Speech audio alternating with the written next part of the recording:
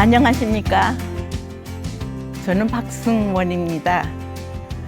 저는 대학교에서 약학을 공부를 하고 면허증을 가지고 사회에 나왔는데 막상 그것은 저에게 별로 도움이 되지 않았습니다.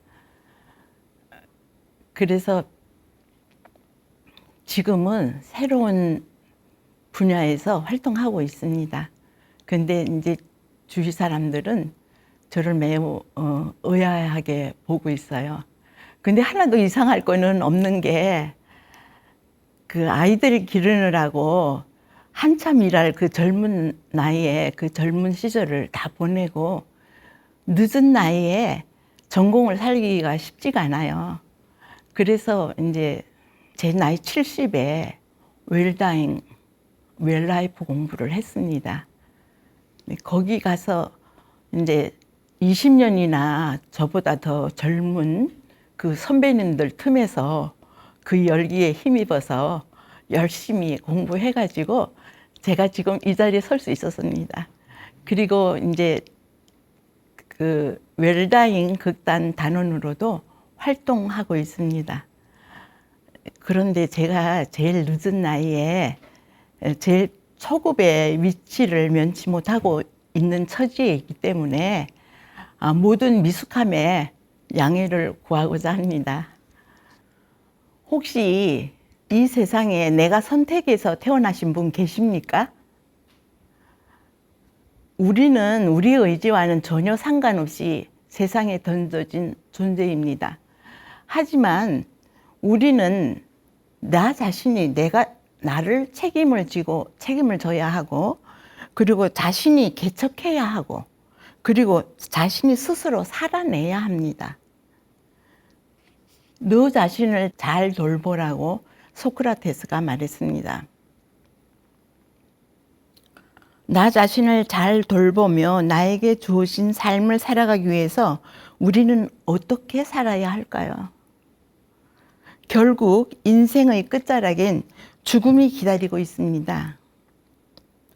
우리가 삶과 죽음의 진화 과정을 다양한 측면의 연속선상에서 바라볼 때에 아직도 정의 내리기 모호한 죽음에 대해 다시 한번 생각해 보도록 하겠습니다. 니체는 인간은 곧 죽는다라는 사실 때문에 인간의 유한성을 고마워했던 많은 철학자 중에 한 사람입니다.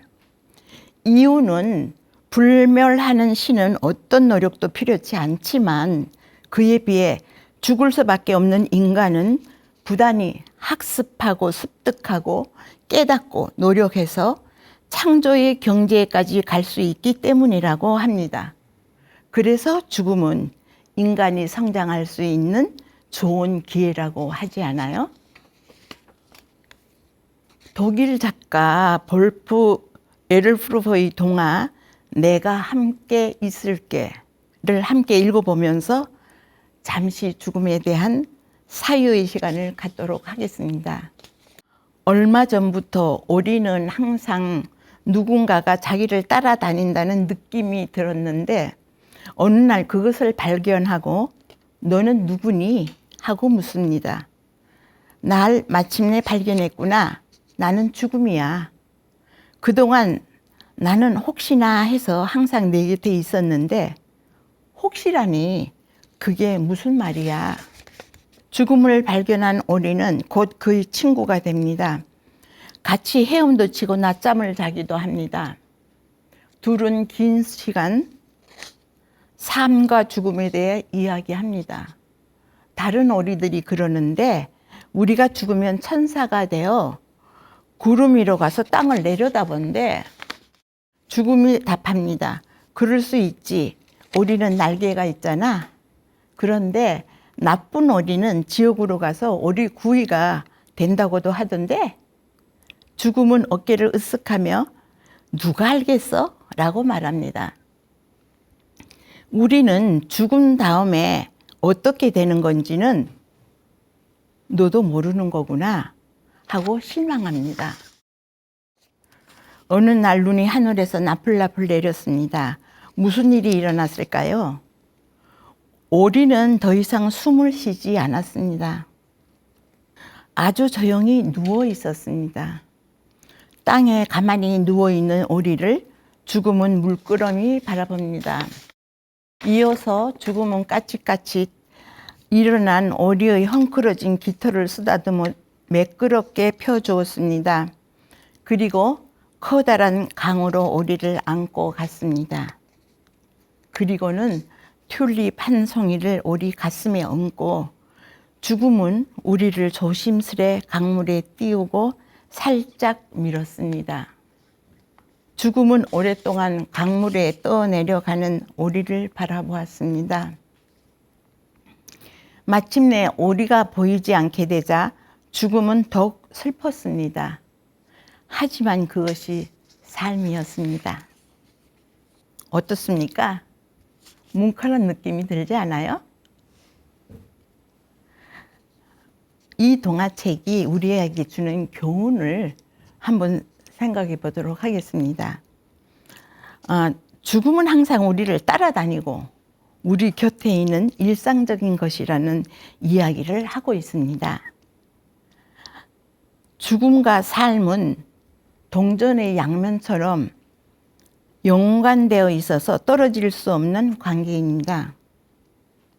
따라서 하나만 알면 안 됩니다.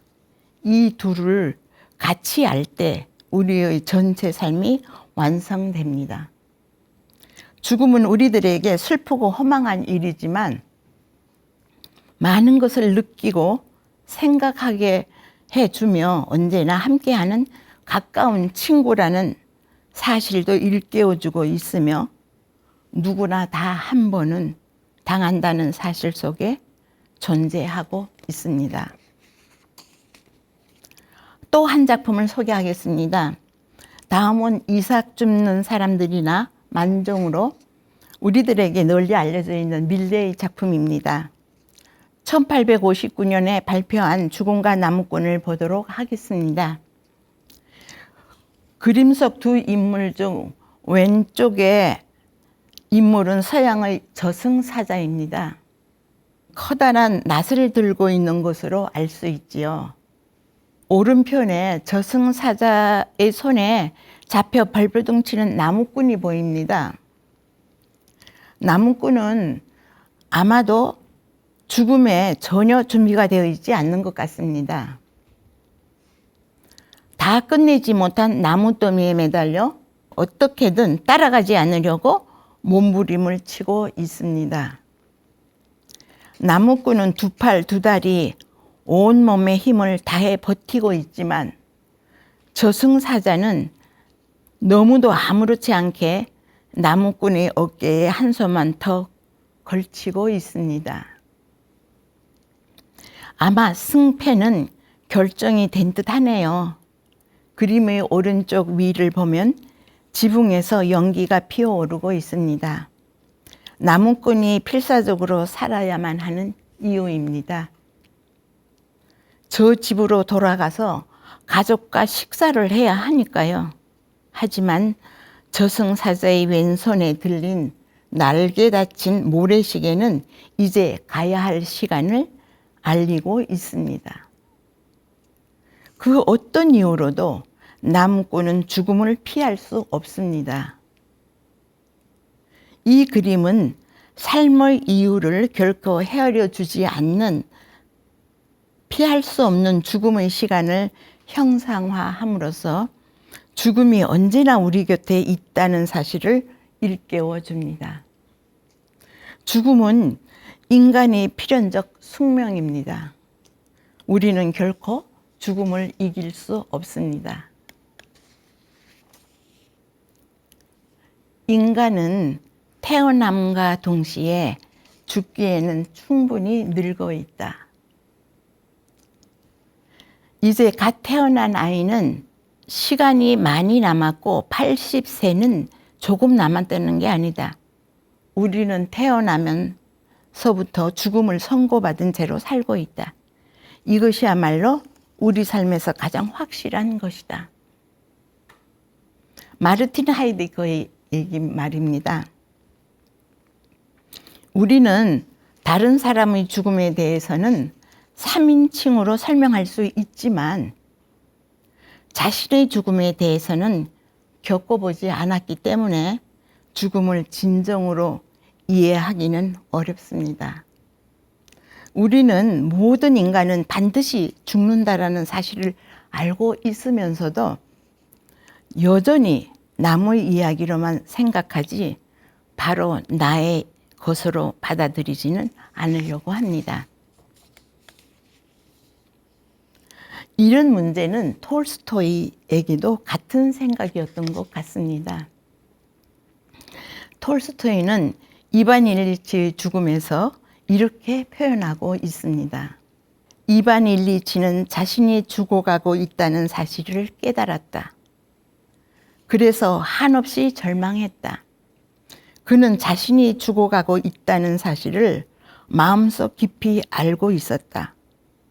그러나 이를 사실로 받아들이지도 이해하지도 못했고 이해할 수도 없었다.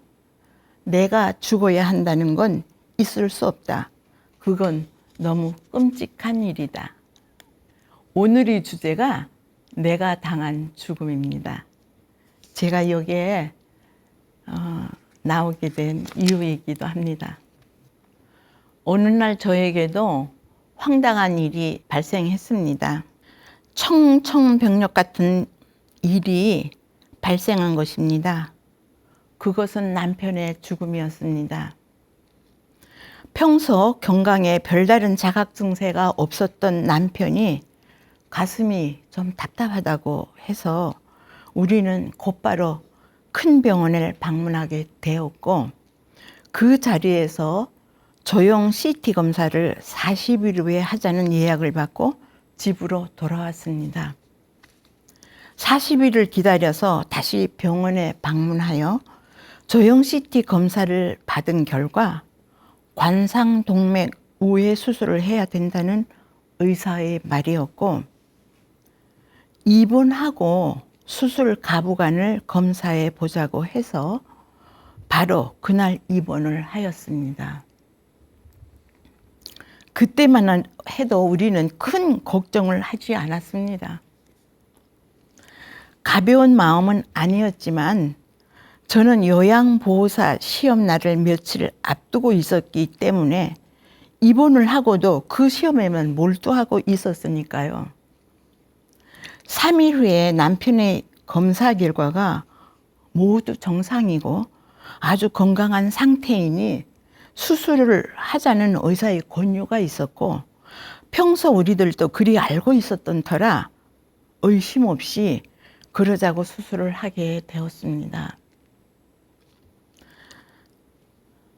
수술 다음 날이 제 시험 날이라 중환자실 면회 시간이 오전 오후 20분밖에 할 수 없는데도 그날 오전 면회를 제가 빠질 정도로 저의 마음은 느긋했었습니다. 그런데 이게 웬일입니까?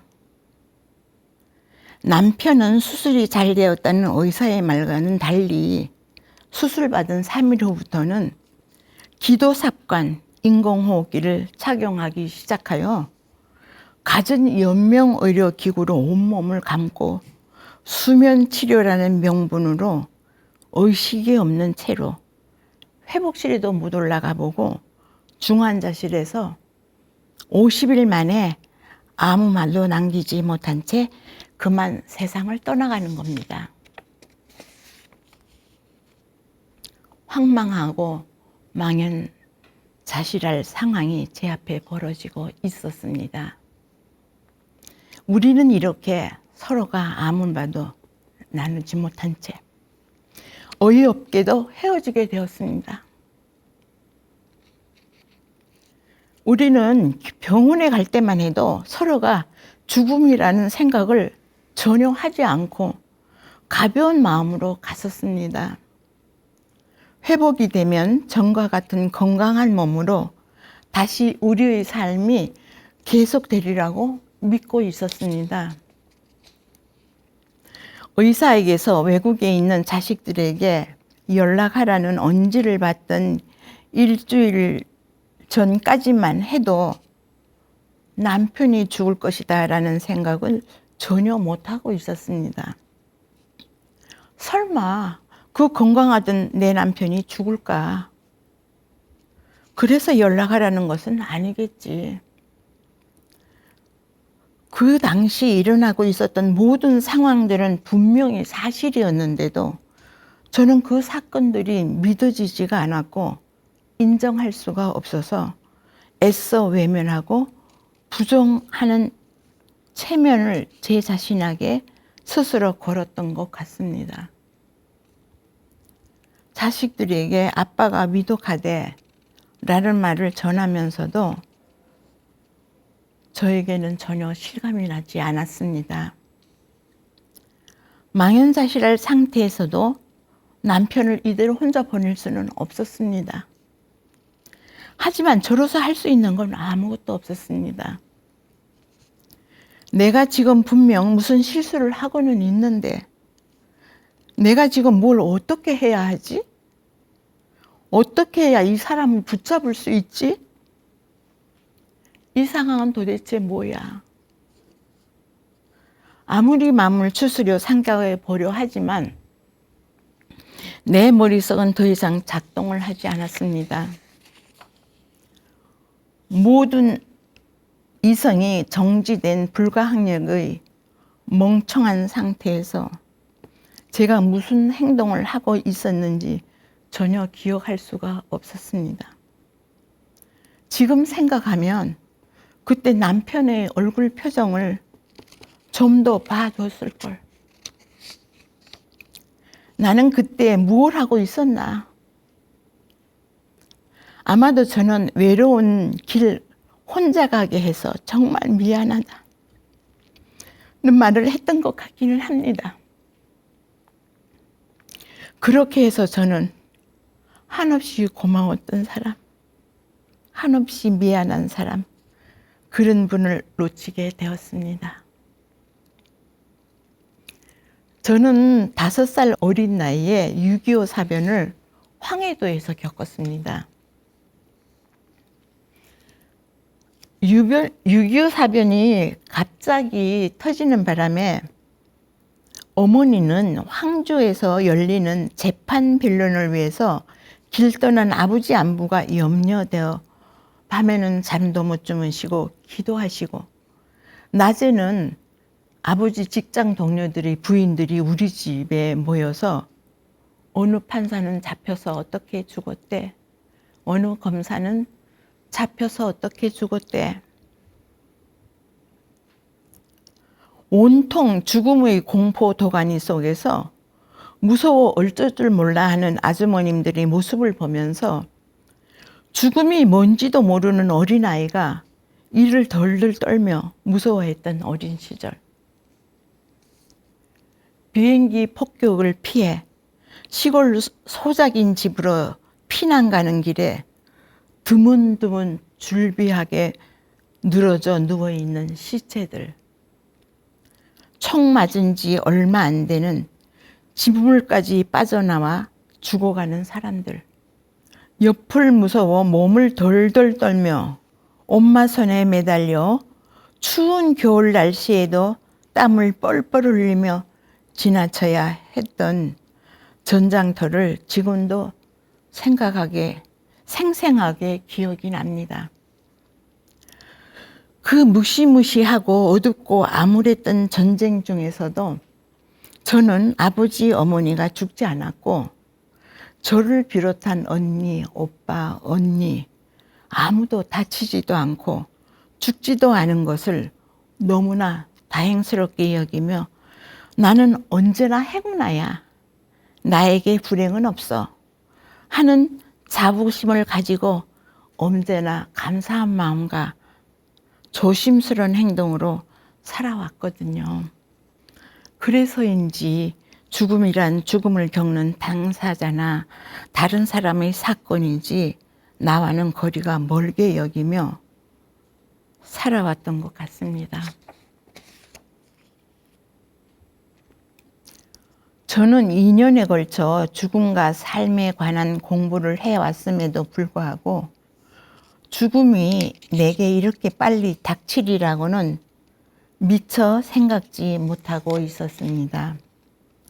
심지어 부모님의 임종을 지키면서도 그것은 그저 자연의 순리라고만 여겼을 뿐이었는데 내게 닥친 죽음만은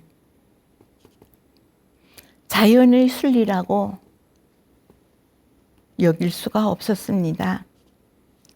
너무나 억울했고 슬펐고 떠나가는 사람이 그지없이 불쌍하고 미안했습니다. 무엇보다도 전혀 생각도 안 했던 죽음을 당하는 당사자의 심정은 어떠했을까? 얼마나 많은 말을 하고 싶었을 텐데도 아무 말도 할 수 없는 자신의 처지가 얼마나 어이없고 황당했을까? 또 얼마나 괴롭고 답답하며 외롭고 두려웠을까? 그때를 생각할라 치면 나 자신의 우매함을 도저히 용서할 수가 없었습니다. 그날 저는 남편과 함께 죽었습니다. 그리고 아무것도 보이지 않는 캄캄한 동굴 속으로 들어가 버렸습니다. 그곳에는 아무 소리도 들리지 않았고 아무 생각도 할 수가 없었습니다.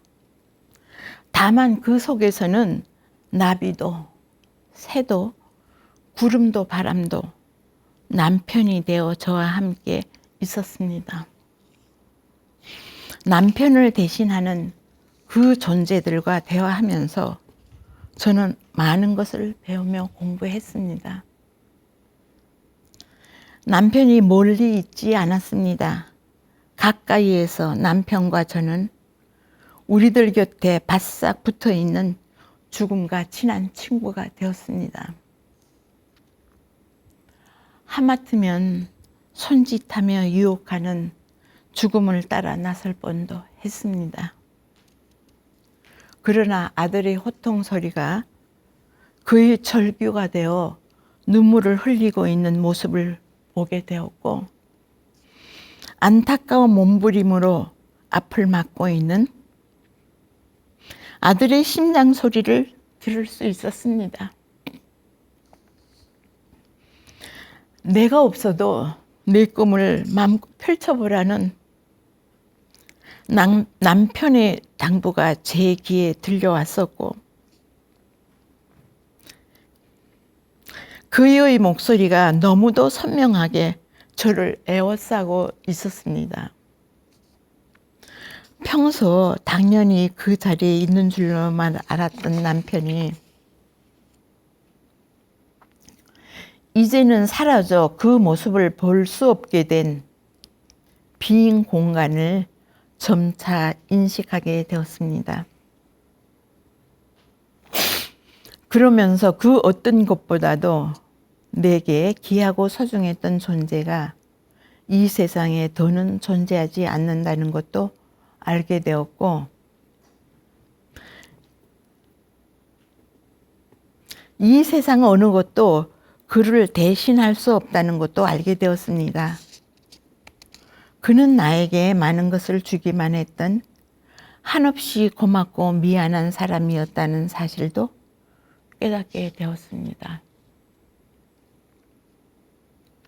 나는 누구이며 무엇이었는지 그리고 어떻게 살아야 하는지를 깊이 생각할 수 있는 수업도 그곳 동굴에서 받게 되었고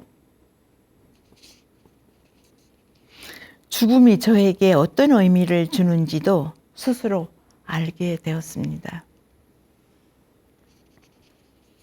마르틴 하이디커가 말을 했지요.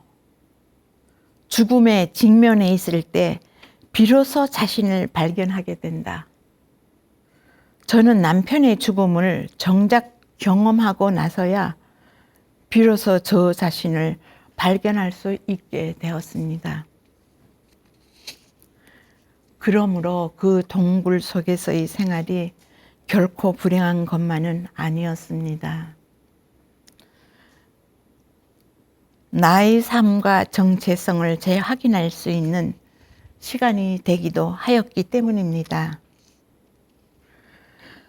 마침내 그 길고 어두운 터널을 뚫고 30여 개월 만에 빛이 있는 세상으로 나왔습니다.